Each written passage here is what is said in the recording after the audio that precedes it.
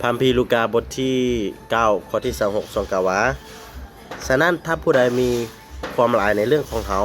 และในเรื่องถ้อยคำของเขาบุตรมนุษย์ก็จะมีความละอายในเรื่องของผู้นั้นเมื่อเฮามาปรากฏในสง่าราศีของเฮากับในสง่าราศีของพระบิดาเจ้าและของพวกเทวดาบริสุทธิ์พระคัมภีร์ตอนนี้พระเยซูกำลังบอกว่าถ้าผู้ใดน่าอายที่จะเว้าเรื่องพระเยซูให้แก่คนอื่นฟังเมื่อพระเยซูเสด็จมาครั้งที่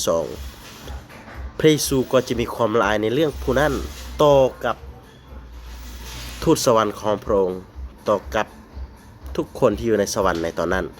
ว่าง่ายๆก็คือถ้าเราละอายที่จะเว้าเรื่องพระเยซูสู่คนอื่นฟังพระเยซูก็จะอายที่จะเว้าเรื่องของเราให้คนอื่นฟังเช่นเดียวกันความหมายก็คือเราจะบ่มีส่วนในอาณาจักรของพระเจ้า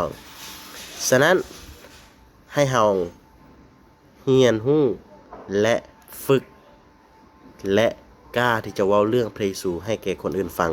โดยเฉพาะคนที่เรารู้จักคนที่เราเฮ็ดเวียกอยู่นำหรือคนที่เป็นหมู่คู่ของเราถ้าเรามีความสามารถหลายกว่านั้นเราก็อาจจะสามารถแบ่งปันให้กับคนที่เราบ่รู้จักเช่นเดียวกันโดย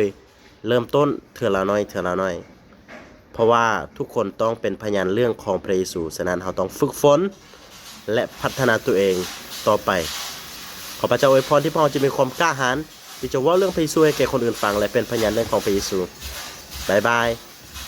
อย่าให้พระเยซูต้องละอายที่จะเว้าเรื่องของเราให้แก่ทูตสวรรค์ของพระองค์ฟังพระเจ้าอวยพรบ๊ายบาย